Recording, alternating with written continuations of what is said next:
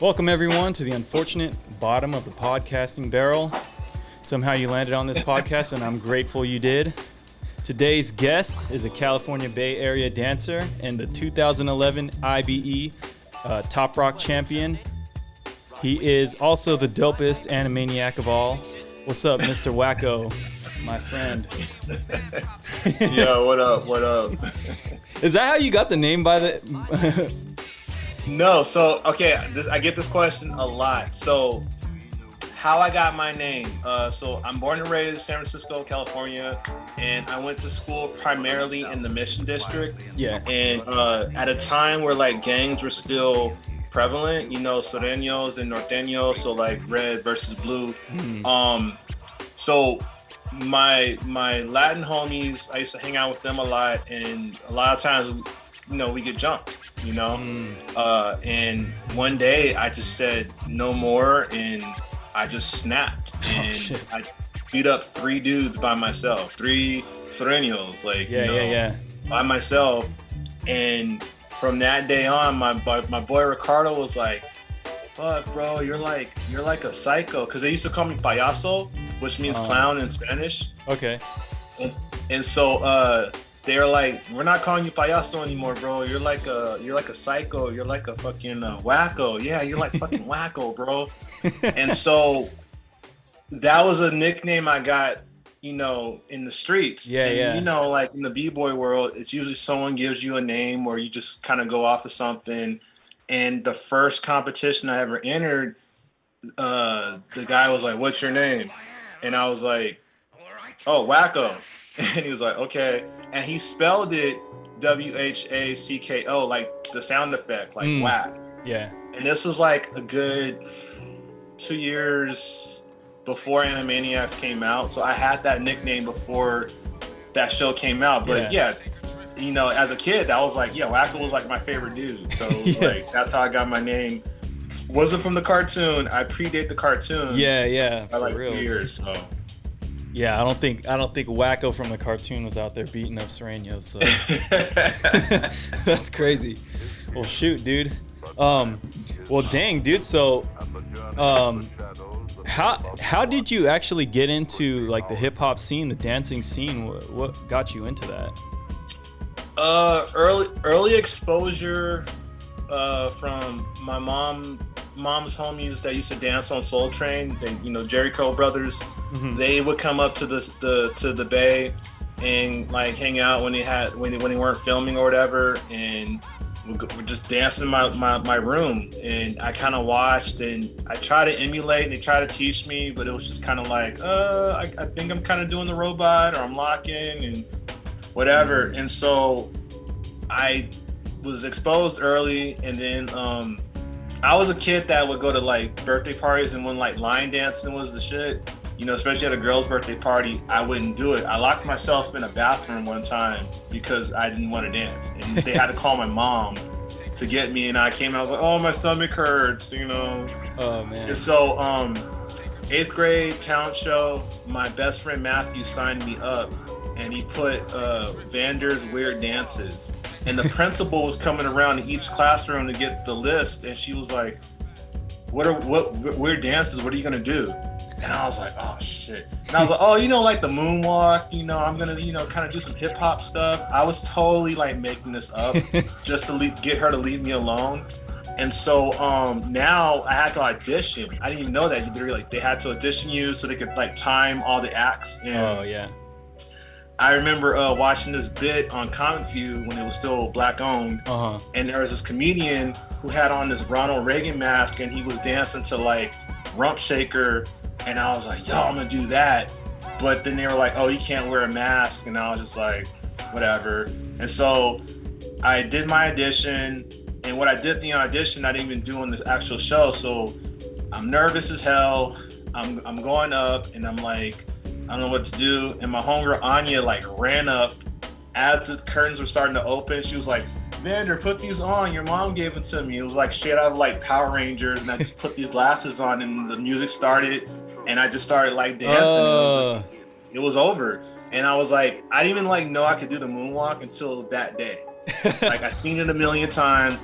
And that's how I ended my bit. I did a moonwalk, like literally like off the stage. Oh shit. So I didn't get back into dance until high school, like most of us, like, you know, that got into breaking. My sophomore year is when I like started kind of messing around with it, and was working at the Exploratorium. There's a dude named Scorpio. He's kind of like a revered SF legend. Kind of cornball, but you know, he did introduce me to like, you know, cell space and shit like that. But you know, on my lunch break, I would kind of like dance with him, and then he like was like, "Yo, I'm getting down in this crew called Mad Crew. They're from Guam," and then he moved to Guam, and then he moved back, and then he, you know, started a chapter here and put me and my boy Mauricio down, and but we kind of reached a point where we evolved, you know, and we were like, this guy's still living in the 80s, like on some New York City breaker shit, you know, and like the scene was like, I'm learning more, I'm rediscovering like James Brown, and yeah, by the time I graduated high school, I was like just full in, and that was my exposure to breaking. So it was a corny dude that kind of got me into it, and then I just kept going. But I reached that point where I was just like, no, there's more to this than just like this pop blocking shit. Because he was on that like, oh, I pop block and I break, and I'm just like, he was a dope dancer. He was just super corny, you know? And, yeah. So those glasses that you got at the talent show, those were like your magic glasses that kind of just put you into this whole thing, and then you went down the rabbit hole. I mean, bro, like, you know how it is when you first dance, you have a hard time looking at people. It doesn't matter if you're battling or whatever. It's just, that's me. I was shy, dude. Like, if a girl like kind of thought I was cute and we locked eyes, I was like, oh shit, you know? And then when I started battling, I tried to be hard, but I started smiling. So I was just like, okay, that's not me. So the glasses definitely helped, because, you know, it was pitch black when you're on the stage. You're like, I can't see shit. You know, it's kind of like Dave Chappelle, but he's like, you know, you see just people kind of looking at you in the front row. And I'm just like, oh man. And it's like, if you bomb, you bomb. And middle school is worse than high school. I don't care what anyone says. Like, there's like no filter. They're like, you fucking suck. Yeah, you know? That's true. So yeah, the glasses definitely, it centered me, and I was just like, okay, I can just kind of go and do my thing. Was that, and that, cause that glasses are kind of like your, I don't know, your like gimmick thing or something, you know, like. So again, another interesting story. So when it comes to my glasses, I worked in nonprofit for a little over 11 years. And, the one spot I worked at, the thing that kind of sucks about working in nonprofit, especially after school care, aside from getting like, you know, crap pay and low hours, is relationship that you build with the kids. It's like, you get tight with kids and you're like, oh, I want to go see a movie with you, Mr. Hill. And I'm like, oh, you got to ask your parents, because, you know, policy dictates that I can't, you know. But early on, I got really tight with a kid. And out of nowhere, his health just really started declining. And they were basically like, oh, we don't think he's gonna like, you know, make it to the end of the school year. And so we were kind of having those talks, and it was like pretty brutal. And then it was like a cancer-like thing that he had. But he actually surprisingly made a recovery. But his dad got a job offer outside of Cali, and so he was moving the family. So the last day of the school semester, before when we had that talk of like, what do you want to do? And he was like, oh, I want to watch a movie in 3D with like Mr. Hill. And I was like, I don't know if we can do that. You know, his parents are totally cool. They're like, we don't care about the policy. And I was like, yeah, but I don't want to get into it, you know? So he went to go see a movie with his family. And so the last day of school, before he was leaving, he wanted to say goodbye to me. So he gave me like this little letter, but he had these 3D glasses.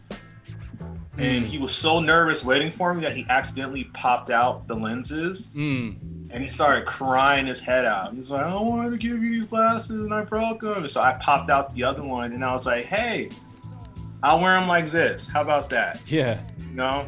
And, you know, is that cool? So anytime I wear these, I'm gonna like think about you, and I'm like, you know, so these aren't broke. This is how we wear our glasses from now on, you know? Yeah. And he was like, okay.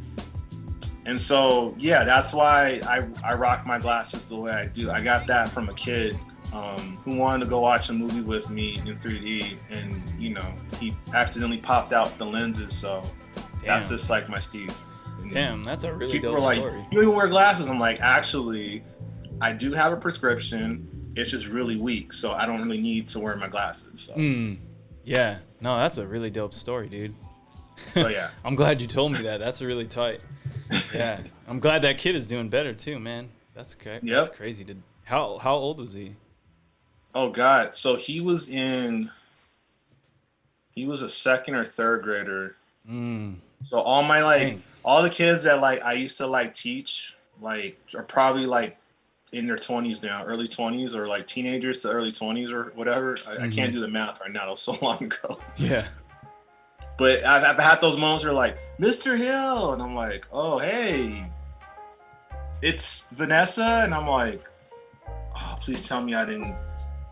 Don't tell me I'm your dad. You know, it's like, oh shit. Well, like I'm your kid, and I'm like, what? Like, nah. Dang, so you've been teaching for that long? Okay, dang, that's crazy.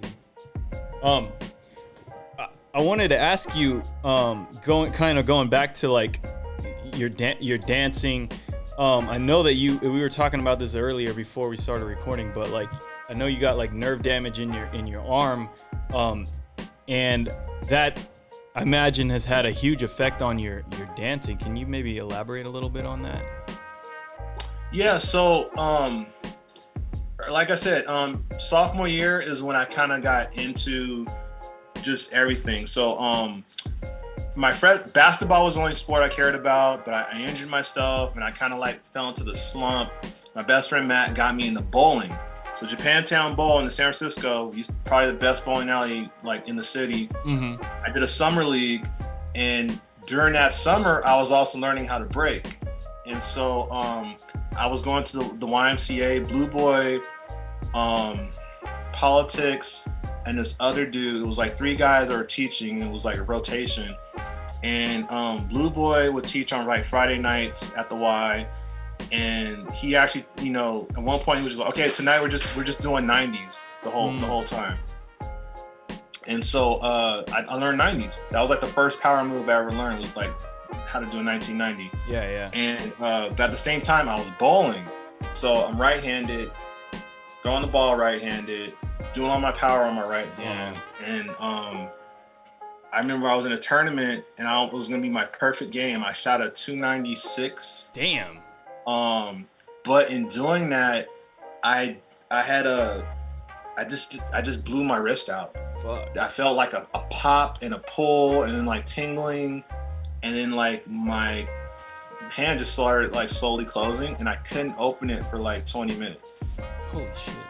So I had to put it in a bucket of ice because they didn't really have like, it was in like Chico somewhere, and they didn't have like a, you know, legit like person on like, you know, that could like, you know, treat me. And so they were like, here's a bucket of ice, just stick it in there. And like my hand kind of starts to open up, you know? And so I had to take my midterms, like, you know, like an oral exam. But yeah, man, that messed me up. So like, I noticed that sometimes it would hurt to put my hand down or open my hand. I had to learn how to write all over again with my hand and get the motor skills back. And so sometimes if I got into a handstand, I couldn't feel. Oh yeah. I had like a numb sensation from here to here, and so I couldn't really feel out the floor. And then doing footwork kind of hurt. Oh wow. And I was just like, this is really fucking frustrating. So like, I felt limited. So there was a period of like 3, almost 4 years where I didn't do footwork. And so after my first jam, I entered at Cell Space, you know, we entered as a crew, same guy, Scorpio, and I remember we got smoked. That was my first night meeting everyone, all the Bay legends from Headhunters, Natron, Profo, Disciples of Rhythm, you know, the list goes on. Hell, people from Sacra came up, you know. It was my first time meeting Cujo.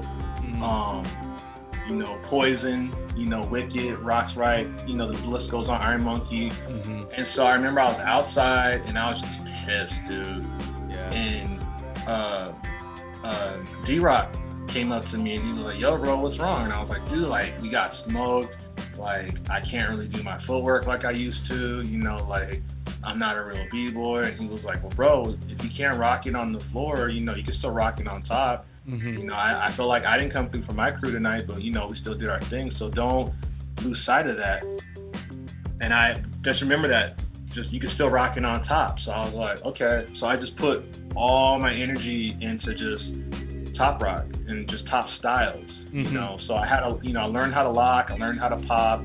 So the musicality was already there. Now it's just like really like pushing the envelope of what I could do just like on top, And so when people are like, oh, you just don't want to do footwork, it's like, no, it's like I have an injury, and it got worse. It's gotten worse over time, I mean, for 2 years I was like rehabbing it, and I was like, fuck this, man, I'm gonna do the Mass Monkey footwork battle like 1 year, but then I got hurt, like broke my foot, and so so I've been that's been what I've been dealing with, and that's why my style is the way it is. It's like I learned how to up rock, and I learned just B-boy top rock, so I can still do drops and occasional things. So it's just like my go-to though is like top rock. So that's how everyone knows me, is from my top rock.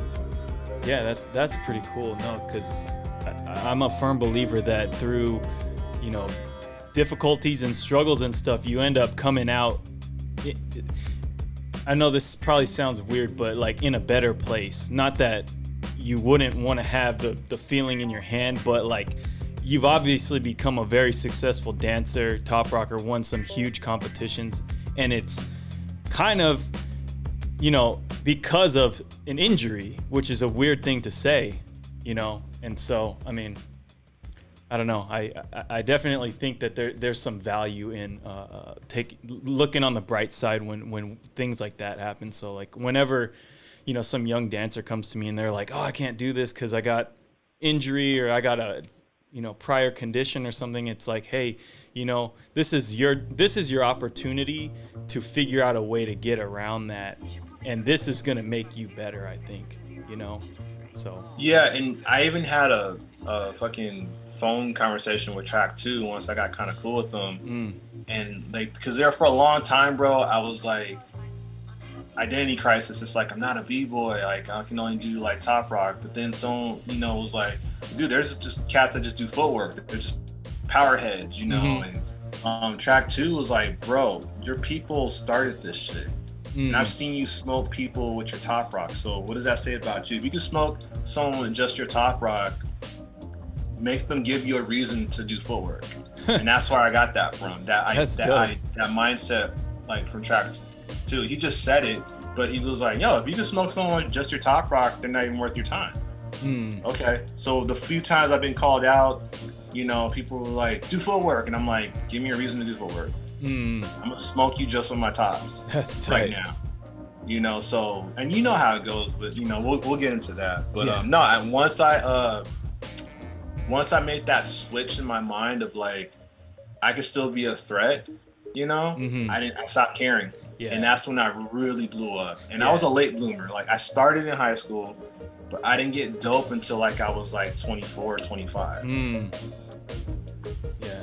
Well, but I still smoke my high school self, Yeah, you didn't let. If I had like full range, so. Yeah, you didn't let.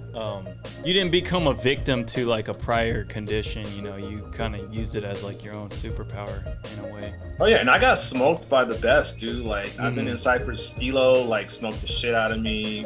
Technique, K-Mel, like the list goes on. Like, but a few years after that, I was in those same ciphers, and I was just going hard, and I didn't care that I was in the same ciphers, Flowmaster and whoever, Cloud. I didn't care. It was just like, that's doing the reps. Yeah, I mean, you got to get smoked to smoke people. I think it's just like working out. You got to get your ass kicked before you can start kicking ass. Really,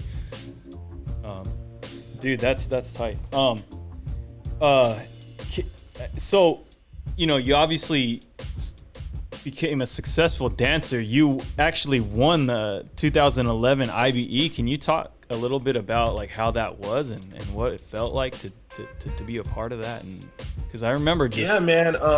So I that was my second international trip and second international win. I had one in February of that year. I did Culture Shock in Taiwan, where I battled Why Not in the Toprock finals, and I battled Born in the Rocking finals off of just like a 22-hour flight. Went straight, and did my thing. I lost to Why Not, but I felt like at that time I was probably one of the few people that pushed him. So I was kind of like, I felt good. Like, I was like, well, I wanted to beat him, but dude, I just did the Rocking. I battled Rob Nasty, who was one of the judges, and then I had to battle Why Not. And so I made it to the finals in 2 different categories. So when that happened, then that's when like I heard about IBE, and I was like, oh, that's right. IBE has a Toprock, they have footwork. And IBE, I've been following that since 2003. So when watching Machine and Check It and Tech and Lego and those guys, when they always have the all versus all battles, I was just like, man, that'd be dope to see that in person, or even doper to be on that squad somehow. I don't know. And so, yeah, dude, same thing. I flew myself out.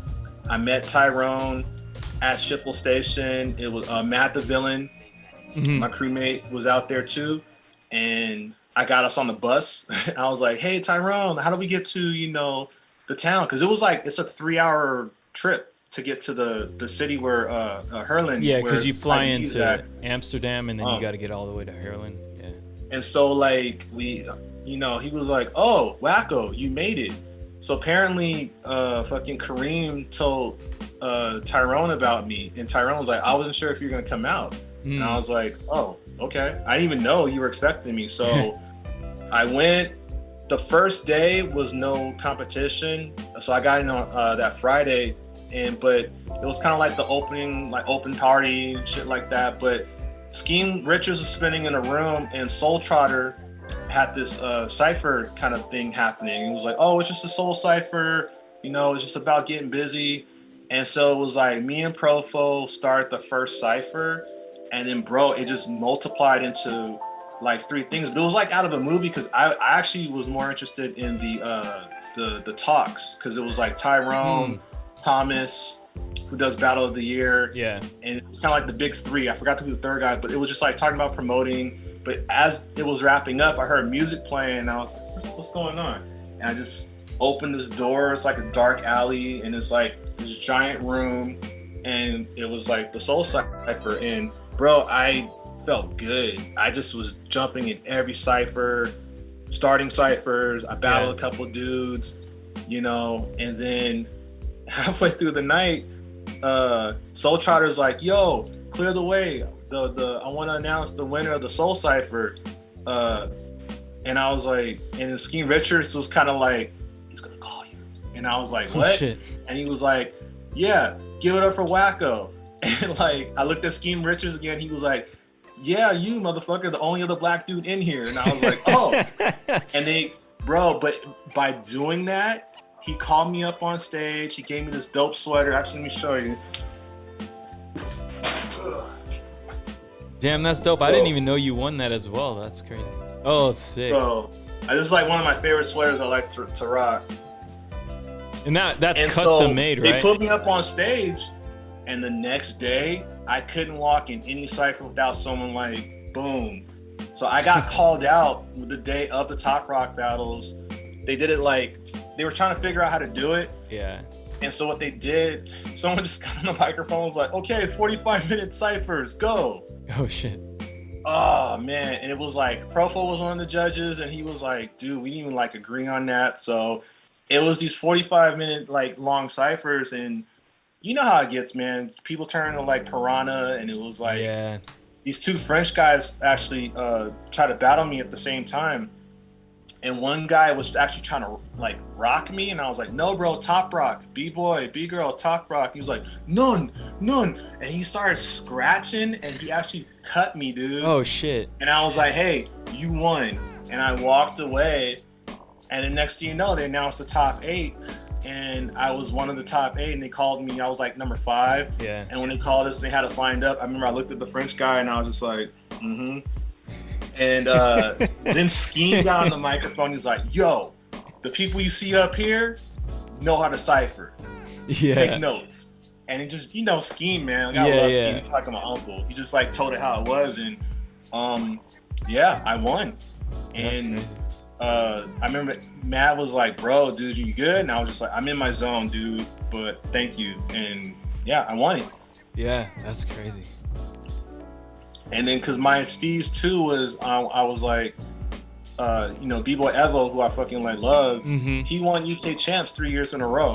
So that was kind of my intent. I was like, man, if I can win this 3 years in a row and just like stop, that'd be dope. And so I actually won it 2 years in a row. So I won it 2011 and 2012. Oh yeah, that's right. I do remember that too. Yeah. Damn, that's crazy. Shit, dude. So I mean, you were kind of talking a little bit about this earlier, but like how you were actually ciphering and about like people coming in as piranhas and stuff. Like, what is your thought about that? Personally, I kind of like hate the people that do that, but I want to hear what you think about it. It's I think when you throw out the idea of some type of Cypher King or Queen, it just transforms everybody, and you have to go out extra. It's not natural, and like you, I do get annoyed by that. But at the same time, it's like if they're really feeling themselves like that, I'm like, I'm gonna teach you how to cipher. I'll just be in their face. Yeah. It's not me being a bully, but it's just like when ciphers happen naturally, it's a vibe. I could be across from you, and you just come to my cipher. I'm like, oh, Kurt just got here. I'm gonna let him go out. So I'll probably do something to commando you in, and that's how it should be. Real dope ciphers, it's ebb and flow. It's not this 5 people come out at the same time. My rule of thumb is whoever touches the ground first has it. And I can't stand that when people are like, I'm not moving, and I'm like, but my man's is already on the ground. Like, So listening, how I listen to music is also how I like read ciphers. So I think part of every dancer's homework should be learning how to read a cipher. You should be able, I could tell looking, like I said, if I was across from you, I could tell that you want to go out, and I'm just going to be like, okay, I'm going to let Kurt go out. So when it turns into a piranha fest of everyone trying to go out, then I just leave that cipher. So, but what I did my first day at IBE, the first year I went, it was kind of like, getting my legs, I was like, okay, I never cut anyone off. It was like I go 2 seconds, no one's going out, then I'm gonna go out. So I give it that 2 second, then I go out. Because ciphers, it's kind of like at practice. It's like, I'm not trying to show off. I'm trying to get warmed up. And it turns, and then when you get a name, it's like, kill it, Whacko, kill it. And it's just like, dude, like, I just got off work. But that first year I went to IBE, I was so hyped that I managed to maintain the excitement with my hunger. And I think that's why I won the Soul Cypher, even though I wasn't even aware that a Cypher award was happening. But yeah, I think you have to be able to read the Cypher as a dancer and just take your time, because it's like, if you're already warmed up and you're ready to go 9 to 5, okay, let's do it. But it's like you got to kind of warm up. Yeah, it feels so disingenuous when I see people just like rushing in to freaking, and they're like, standing in the middle, cross arms, and it's like, I mean, I guess you really want to dance that hard, but like, you can also just go to that cipher over there and dance. But it's like you're over here just being like, I don't know, just being kind of a punk for no reason. And especially when everyone else in the cipher is just kind of chilling. They're like, oh yeah, I like this song, let me go out. Okay, this song is not really for me, but I can tell this dude loves this song. Have at it, dude.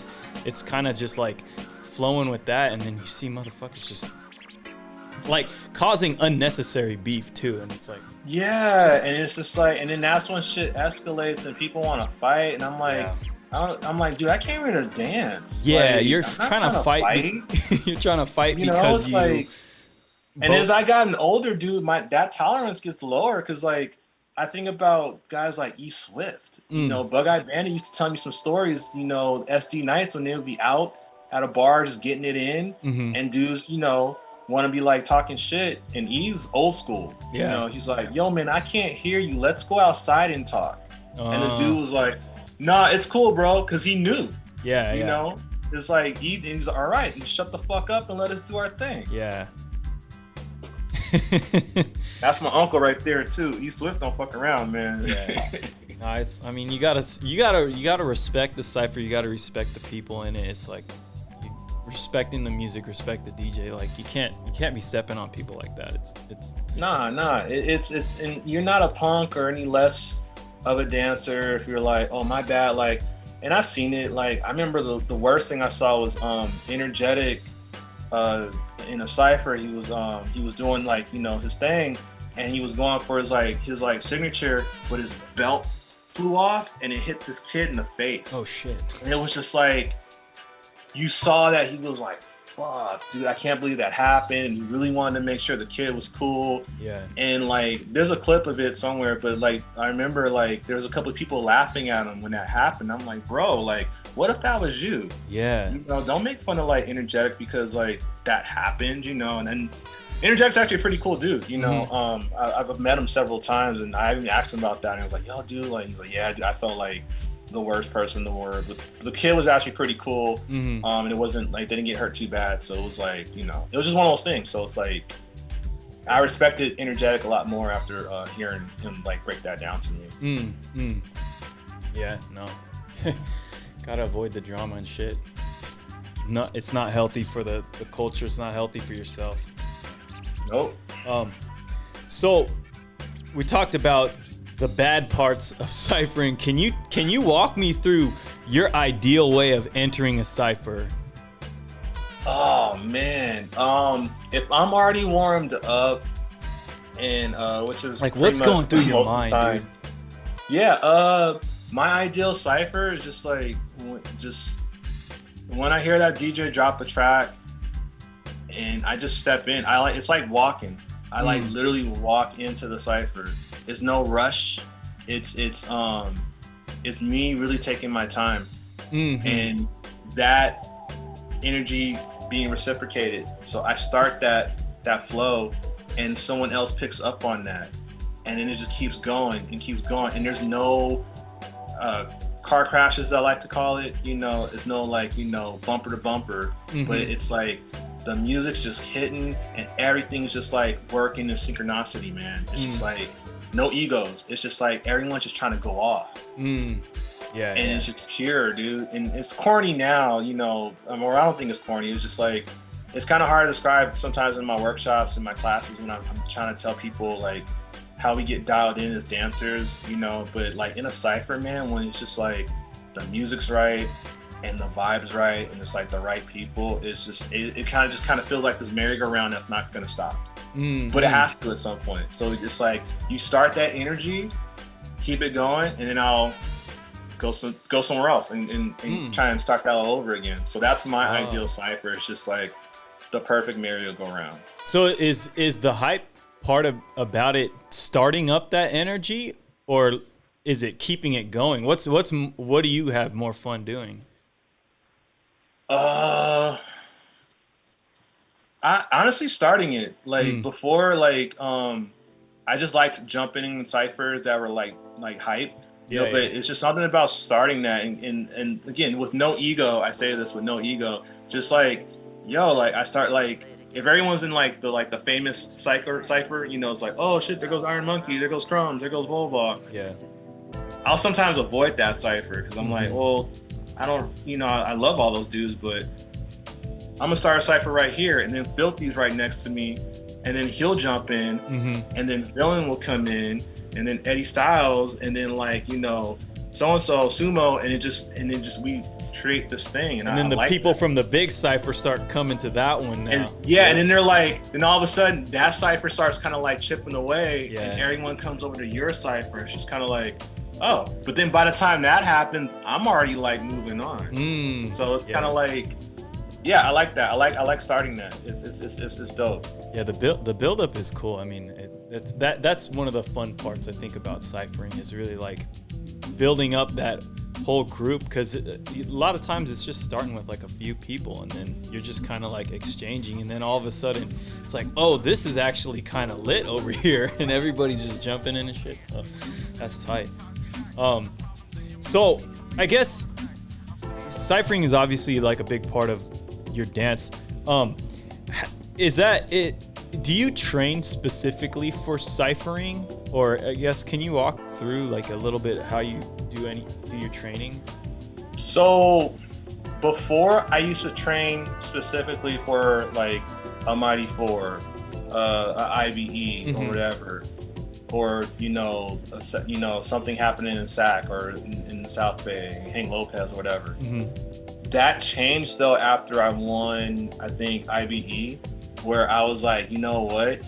I'm just training to be on point, because my mindset was also, I remember there was a jam at Cell Space, and I remember Cool Raul, I heard him walk by and say this. He was like, yo, bro, we got to hold it down, because Battle Monkeys and Super Crew, a lot of LA cats had come up for a jam. I forgot, I think it might have been a Mighty 4, but it's kind of that stay on the court mentality. It's like, yo, you're coming into my hood. So I don't care if you're from San Jose, Oakland, or even SAC, we're part of this, like, this is our home turf. And people coming from SoCal or from wherever are stepping in. So me and you are going to be on the same line defending our stuff. So I stopped training specifically for jams, and I just turned into this whole I'm always keeping my knife and my sword sharp, no matter what, because I'll be damned if someone comes into my backyard and smokes me.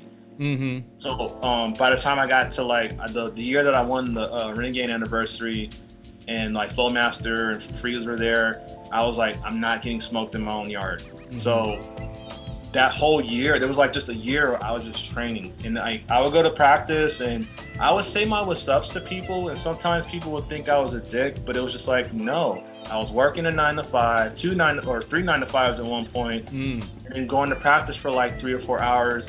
And if my crew wasn't there, I was still getting in. If my crew was there, then we were in our own little corner, helping each other out. So, man, it's that focus. That I think that was my strongest suit from like 2010 to 2013, when I was really blowing up. It was my focus, and because I stopped training specifically for jams, I was just like, no, I'm training. And then I got back into Muay Thai, and that's even more brutal on the body. So the breaking and the Muay Thai, it just made me even more solid. And then the rocking.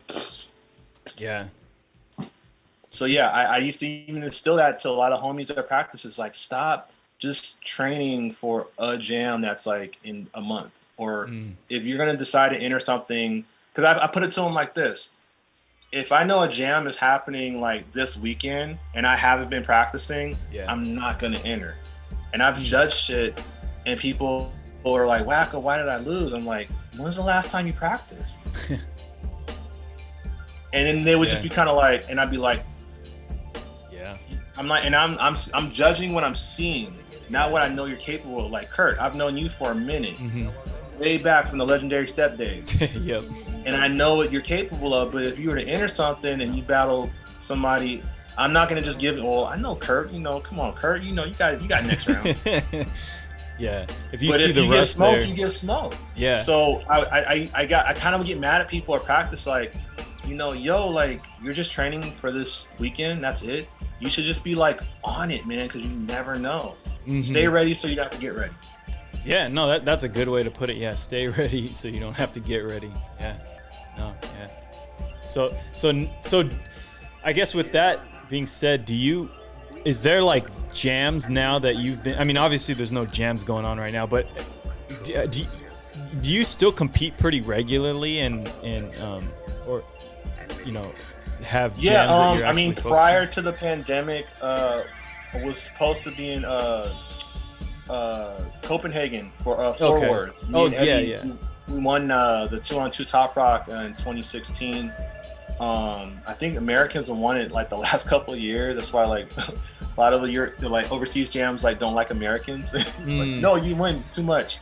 But that was back in March. But that's when I literally almost got stuck getting back, because that's when Trump did the whole travel ban and Copenhagen has shut down, and it was just a nightmare. But I still try to compete, regularly as much as I can. I think I had this conversation with Serge. He was like, "Yeah, dude, like it's good that you still stay active." Because honestly, bro, it's like, yeah, we know the longevity in this dance is dependent on how well you take care of your body. I mean, I look at Storm, and he's like the centerpiece for me. It's like I aspire to be like that. Or Pop and Peep, almost 60, and still one of my favorite poppers. Yeah. Legs has his days too, man. Like Legs still looks good to me. Ivan fucking discovered the Fountain of Youth. I don't know what the hell that dude's on.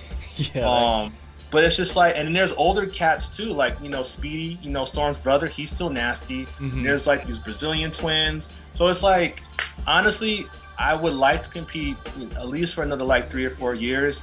I'm reaching that point though at the same time though where I like teaching more and putting on events. But honestly, it's like, if I'm gonna be claiming that promoter title, I still want to be a promoter that can like still get down if I need to. Like, stop calling out my judges. I picked these judges. You know what? Fuck no, you're not calling out Kurt. Call me out. Yeah. I'll go rounds with you. I don't care. Yeah. I remember Breakin when he would throw a lot of gems. He was always saying like, I need to be the best promoter here, or the best dancer in the whole promotion scene, you know what I mean? So like whenever some promoter's like, I gotta throw an event, I could be like, I'm gonna battle you or whatever. So I was like, that's pretty dope, dude. Yeah, respect to Breakin too, man. Yeah. What was I gonna ask you? So like, how has dance affected your regular life? Oh man, it's funny. I feel like I would be like just a normal person if I wasn't dancing, because I've been doing it. I've been going to jams since I was 16, and and I just turned 38 this year. Yeah. So even prior to the pandemic, this is like I still love it. It's like I'm the weird guy that I listen to breaks. I listen to all music, but I can listen to Just Begun and still get hyped. I can listen to like Shaft in Africa and still get hyped. I know some people are like, I'm tired of breaks. Okay, that's cool. I don't hate on my homies that are like they're over breaks or like golden era hip hop, which is something I do want to see being played more at jams. I want all that stuff being played more. It's I don't know what else I would be doing. Like, I mean, I have an idea. Like, I could always go to graphic design, because even in high school, I was like, well, if remember Tribal was like the team. I was like, well, if I get sponsored, then I've made it. But I was like, yeah, but I still gotta get a degree. So if I get injured, that's it. Yeah. But yeah, honestly, like it's a private life that I don't really like to talk about when I'm at work. When I was like teaching and someone would somehow find out like, Mr. Hill is a world-renowned dancer, It's like, are you? And then it was like, are you gonna do ABDC? Or are you been in any music videos? And I'm just like, no. I have homies that do that shit. All my LA homies do that shit. Respect to them. But yeah, man, regular life, it just, I feel like a superhero almost, And there's like, secret I look at you and be like, oh, Kurt, you speak my language, so we have something in common. So it's a brotherhood or just a community that the community aspect of this culture is something I also really love. Even if I'm like not as active, because there's gonna be that point where I'm like, well, I can't compete, but I still want to like, be around it, So I haven't lost complete hope with the scene. It can get frustrating at times, but I'm still here, and I think I wouldn't be in as good shape as I am now. No diss to people that like just do the regular thing, but it's like, yeah, man, I just can't live that mundane life. You know? So, what? I guess one thing you were mentioning earlier was about music in the scene, and that made me remember, like, because now the common thing in the scene is to play, like, you know, music that has been produced by, you know, some break DJ or something. And I feel like a lot of the old breaks, original breaks, are not really being played anymore. And so, like, you know, when I hear Just Begun, I get hyped too. I mean, and it's not just because, you know, I haven't heard the song in a while. I mean, it's a dope song, but it's like nowadays it's even hyper just because, yeah, you haven't heard it for a while, because they don't really play it at jams anymore. And I don't know why. I mean, maybe it's a copyright thing, but I don't know. I think with that, it's you made me think about something Scheme said at the last freestyle session I went to in San Diego. Like, he was like, "Oh, I'm gonna get ready to spin the such and such battles." I'm like, "Dope! I'm gonna come watch you spin." And then he found out, oh, they're gonna stream the battles, and he was like, "Nah, I'm good." He said, "I'll spin the ciphers then." Yeah. And, you know, Scheme's that dude, and you know, he will play shit that, like, you know, you really have to work your ass off to and not just memorize. And I hella respected him for that, because once this thing became a streaming kind of, like, you know, regular thing, then I would, like, ask, like, you know, like your Daniel Zoos and whoever is like, "Hey man, how come we can't, you know, play this?" And it's like, "Oh, like they didn't clear the copyright." And I'm just all like, but, you know, and I don't know the inner workings that well of, like, a Red Bull, a Monster, or hell, even Puma, you know, when the one time Puma, like, actually threw some money our way. But I just find it interesting that these songs that we go off to as dancers, this is what our parents and shit were listening to back in the day. That was the pop music, you know?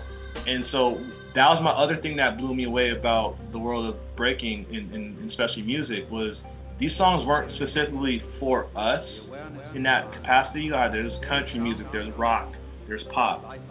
You know, depending on where you're at in New York, certain radio stations only played, like, you know, Joe Patan, you know, like if you was in Spanish Harlem, or if you was in Harlem, like you heard the funkier shit, you know, the black stuff, you know. But, like, yeah, like you said, man, like, I think it's just preference. It could be a mix of things, like, oh, you know, people don't want to pay James Brown's, like, you know, family, you know, to play a song, and same thing with Jimmy Castle. But I'm like, but these are the songs where we shine, you know. At the same time, I see, you know, I see a lot of DJs kind of, like, making their own beats that are actually pretty dope. But like you said, I just balance, bro. It's like, I want to hear Just Begun. I want to hear Give It Up, Turn It Loose. I want to hear, you know, Don't Sweat the Technique. Because, you know, some of that early 90s boom bap, man, it just does something to you. You're like, oh wow. EPMD comes on, you're like, okay, you know.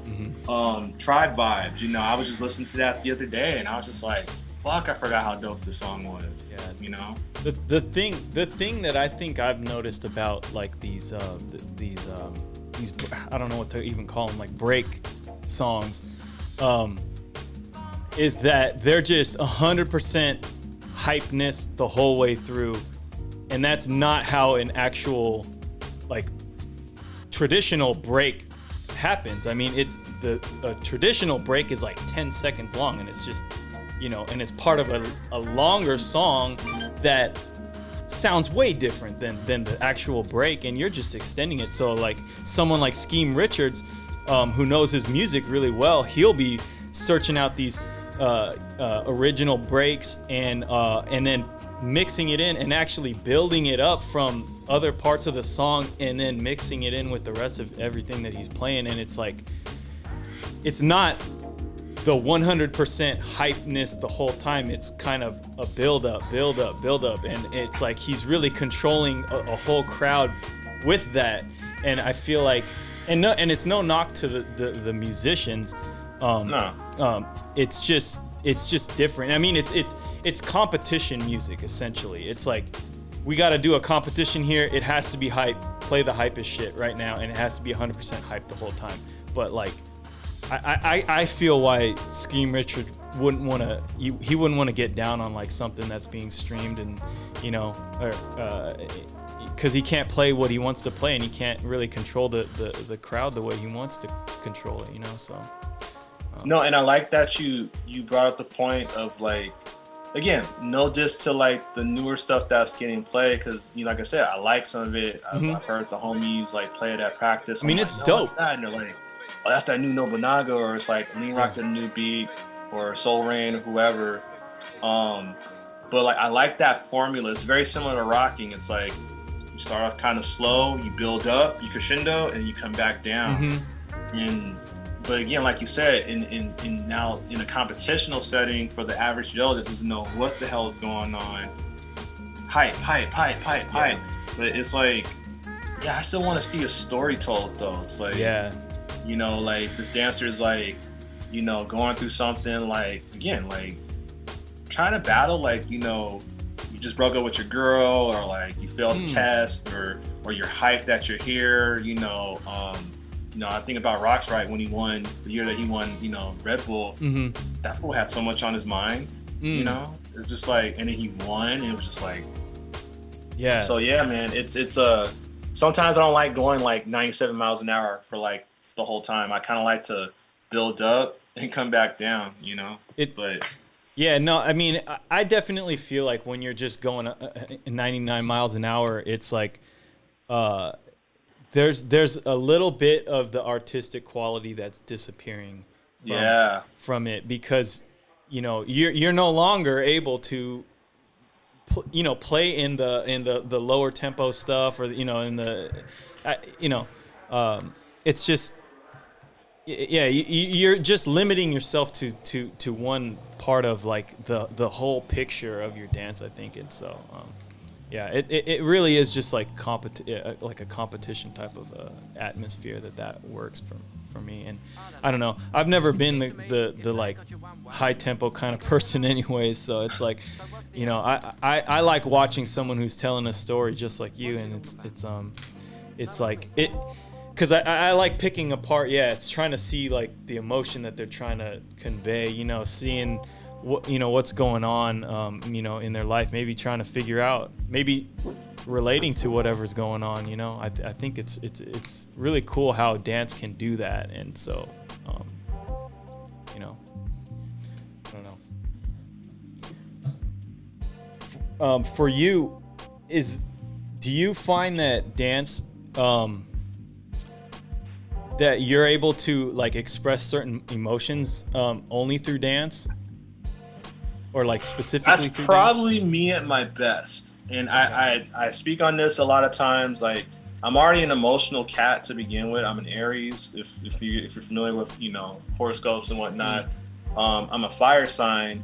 I'm super, you know, emotional. You know, I'm super loyal. You know, it's like my mom. It's like when I get really upset, I cry, you know, but it's like not like a sad cry, but it's just like I'm so upset, tears start coming out. So going back to what led up to my 2011 like blow up, you know, I was dating someone in San Diego, you know, and I was trying to make it a little bit more serious, but it didn't happen. And so the last thing she asked me, she was like, what are you gonna do? And I said, I'm gonna fly out to Taiwan and make a name for myself, because I knew Born and Why Not was gonna be there. So all those battles that you saw me, man, that was like, well, my intent was to destroy Born. I went out there to like, I'm just gonna obliterate this dude, you know? And then with Why Not, it was like retribution. It's like, we battled each other in 2007, and you know, he smoked me, and I had like my wisdom teeth pulled out, so I wasn't even at 100%, and I was like, you know what? I'm gonna still try and beat him, but I really want to go the distance with this guy. So that was just like, you know, you felt my like hunger with Born, and same thing with Why Not. It's like, yo, this guy's really pushing himself, because I was exhausted physically, mentally, but I always try and convey something. If you don't feel something when you watch me dance, then it's kind of like, that's me just going through the motions. But 90% of the time when I'm dancing, it's an emotional like connection. It can be my frustration with my crew, with what's happening in my city, someone I'm dating, you know, my family life, or I'm just really happy, and you'll see that. So those are the cats that I like you know, get drawn to too, you know. Yeah. But yeah, there's always like an emotion, some type of emotional spectrum that I'm on when I'm dancing. Yeah. And so as a teacher, is that one of the things that you teach your students to you know, relay an emotion as they dance? I try to. Everyone's different, and I'm sure you experience this too, you know, teaching workshops or teaching in general. Because again, when I teach, it's not just about the steps. It's like I give a reason behind things, like, you know, or why is this called an Indian step? Why do they call it this? You know, why do we do a cross step? And it's just like, you know, I've talked to Wiggles and track two and what have you, but yeah, that's part of the teaching thing too. Is like you're spreading on these, like, you know, backstories. It's like, oh, well, you know, you make a sound like Indians coming down the hill. That's why they call it the Indian step. You know, little tidbits like that, or like, you know, the first head spin was like actually called a pencil. You know, because you put a pencil on the eraser head and you spin it. And the dude that did it only did it on concrete, and you're just like, what? Yeah. So yeah, I try to tell my students to have some type of connection when you dance. It's like, you know, no diss to choreo, you know, but I had a student that was like doing both. He was like, oh, I'm doing choreo too, and I'm doing breaking, and I'm like, that's cool, dope, do that. But I hope you're asking questions. You know, it's just like, you know, try to find a balance between the two, you know. Like when you dance, it's like, that's choreo to me, like corny choreo from, like, you know, the 90s, like a lot of yeah. No, but if that's what you're into, that's what you're into. But it's like, I always still say, like, you know, put some feeling behind the movement when you're doing it. Don't just be, yeah, you know? I mean, take the choreo and like put a piece of you onto it, you know. And yeah, like Japan really opened me up. I actually retrained myself in how I taught, because everybody was trying to do my movement exactly like me.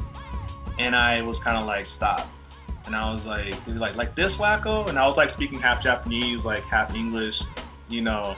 And I finally was like, okay, you know, you're Japanese, you know, I'm black, you know, I put my culture into my dance when I move. So I might do something like this with my hat, you know, you could do that too, but like you said, put yourself, a piece of you into this movement. Because when I come back to teach you, I want to see you take my step and flip it, you know. Don't do it exactly like me, because one, you're not going to be able to, because I move the way I move. Why not moves the way he does? Same thing with Wicked, Monkey, Focus, you know, Flea Rock, the list goes on. Everyone stands out. Everyone's a fucking snowflake. You know, they're all their own, like, interesting snowflakes. So yeah. I think Japan, my trip to Japan really got me on that, pushing the, like, take what I'm showing you as like foundation or as a base, but I want you to build off of that. Yeah. I think it's hard when you're teaching somebody who like, cause they obviously like your style, or they like somebody's style, and they're like, I want to dance like this guy. And you go, but you'd be better at dancing everyone wants to see the way you would dance, and they go like, but I don't know how to dance. And that's the, like, conundrum they're in, because they're like, how am I a good dancer? And that's what you want me to be when I can't even dance. And you know, so then I think a lot of people go down the path of like, okay, I gotta try to emulate what this dude over here has been doing so that I can get good. But it's more like, no, you should take pieces of everything you see, everything you like, and flip it the way you want to do it. And just, I mean, honestly, it's really just playing with it. Have fun, pick out some moves, play some dope music, and just have fun with it, and you'll build your style over time. It's not a race, it's a journey to get to that. Yeah, you know. I'm so glad you said that. It's like new term that people are saying, like, it's a marathon, not a sprint. Like when I was thinking about, someone said that during the whole Black Lives Matter movement, because you know, people are like, oh, this is going to happen overnight. It's like, no. This is a marathon. This isn't a sprint, you know? And I always tell that to my students. One of my students in particular, he started late. And I had to introduce him to, like, yo, like, Narumi and Ayumi started late. Yeah. ATN and like Guillaume started late, you know, but look at how much they put into getting good, and it just, you know, boom. And you know, them Ayumi and Narumi being female too, like, you know, it's like B girls are kind of like looked down to on a certain degree, which is messed up. But those girls are nasty, you know, and I love them. Those are like my favorite sisters. And Etienne and Guillaume, like when I like got the opportunity to hang out with them for the Battleborn anniversary in 2012, I stayed with them, and they told me so much backstory. And they, like you, they were like, yo man, how do you train? And bro, like, and they told me like, dude, we were like studio dancers for the longest, and then we got into breaking. And I was like, oh, that's interesting. It doesn't look like it. Yeah. I didn't know that. Oh. I did know that they started late, but I didn't know that they were studio dancers before. I mean, they've been dancing. They're like, they come from a dancing family. Yeah. So a lot of like, you know, like kind of like Broadway type shit. Okay. But dude, like, yeah, they didn't start breaking until like their like 20s. Yeah, right? yeah. So they were late, but you look at how they dance, it's just like, fuck, I thought you guys have been breaking like, you know, like everyone else. Whole life. Nah, dude, yeah. we were late. Yeah. No, I mean, that's a good example of just you put your heart and soul into it, and you'll get good. It doesn't matter how old you are. And so I always tell my students, I always name drop those four. It's like Ayumi, Narumi, Guillaume, and fucking Etienne. So when my students kind of give me that like, well, I'm like fucking bull. I'm like, dude, like there's no excuse, you know? Yeah. Also, you don't need. I mean, you also don't need to be like them at all either. You just need to have fun dancing, you know what I mean? And if you enjoy it, you're already winning, to be honest. Yeah. So, you know, getting their head wrapped around that, I mean, that's important. I definitely think too many new dancers are always like, oh, I gotta do this and be this guy and be the best at this. Like, crawl before you walk, man. It's like you Red Bull. Enjoy the journey, dude. Like, that's what it is. Enjoy it. You know, it's if you're trying to race to the end, you're gonna miss everything in the middle. So, you know, it's I don't know. I think as people get older, they start realizing that. I mean, it wasn't till probably mid-20s or something I started realizing, like, man, I need to like really soak in all the, you know, the journey of as a dancer, you know, cause like it definitely for me, you know, as I got older, I started getting injuries and stuff. I can't do the same stuff before, you know, before I was trying to do all these crazy moves, and now I'm like, oh, I'm gonna hurt myself. And so my style has changed a lot, and so there's just like chapters in my dance history, I think, and so it's like enjoying those chapters, I think, is important. So yeah, you said it, man. Yeah. Do you have a favorite moment in hip-hop, in your hip-hop career? Oh man,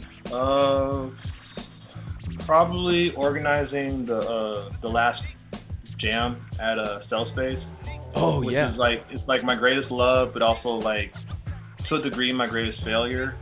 You know, it's a touchy subject for me, just cause like I live in the most gentrified city in the world. I live in San Francisco, and I've literally seen my city change in like, you know, my 30 plus years on this planet.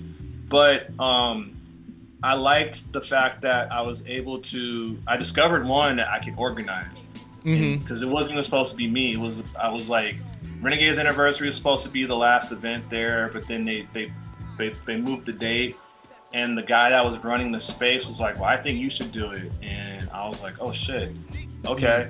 And just kind of getting everyone involved, and it just blew up into this thing. But you know, just with the way the city is and how things turned out, a lot of broken promises. I can't talk about some stuff just due to legal issues.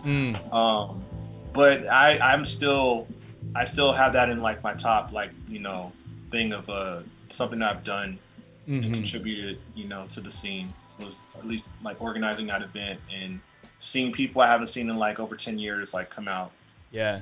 No, Stealth Space is a legendary space, and it was I went to that event, and I remember it was bittersweet because it's like this is a celebration of this space, but it's also like super sad that this is going, you know, because there's been so many like really dope events that have happened in that same area. So it's like, and then I bugged out too, because I think, you know, because you're like a young OG to me anyways, but I think it was an opportunity for like the newer SAC kids, the newer like Oakland, San Francisco, and San Jose kids to like really take in me like, holy shit, this is a piece of history, of dance history especially. Yeah. Not just with breaking, but with house, a lot of underground, popping, locking.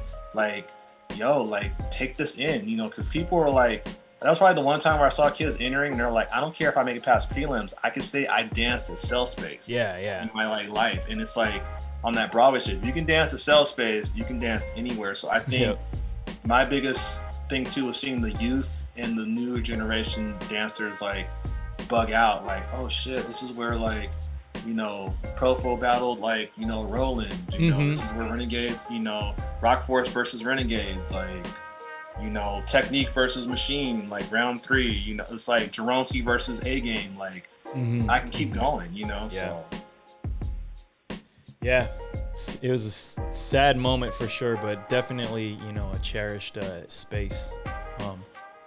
Well, shoot, dude. Thank you for being on, man. I think this was really dope. It was a good conversation. For having me, bro. Yeah, no, I'm glad that you could come on. I'm glad you had time. I'm glad we figured out how to use the freaking Zoom thing. It's kind of crazy for people. we had some trouble. 2020, man. Yeah, no, 2020 is haunted.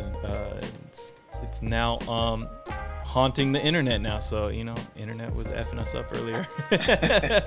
So where can people find you, dude? People can find me. I'm mostly on Instagram these days. Yep. It's the-Whackness, WHACKNESS, just like the movie, The Whackness. Another one of my favorite movies. You can also catch me at Whack Donuts. I'm slinging 100% vegan donuts. That's right. Really? I can bake. Oh shit! I didn't even know that. Oh yeah. Shit. I'll have to check that out. I've been like, you know, reaching out to people, and they're like, Whack Donuts, and they're like, who's this? And they're like, and then at the same time they're like, Whacko, is this you? Is there some asshole on here called going by Whack Donuts, man? Is that you? And I'm like, how many Wackos do you know? Like, oh, okay, yeah. And they would accept my friend request on IG. So yeah, that's tight. I didn't know that. I'm gonna have to check that out. That's on Instagram. Yeah. Tight. Well, shit, dude. And I know you do occasional Zoom classes and stuff, right? Yes, I teach 3 days a week. Top Rock Tuesdays, Rock Dance Wednesdays, and then Party Line Dance Fridays. So if you go to my the Whackness IG, I post times. You can DM, get the Zoom link, and yeah, get it in. Yeah, dope, man. Well, thanks for being on. Thank you guys for listening, and see y'all later. Peace. All right.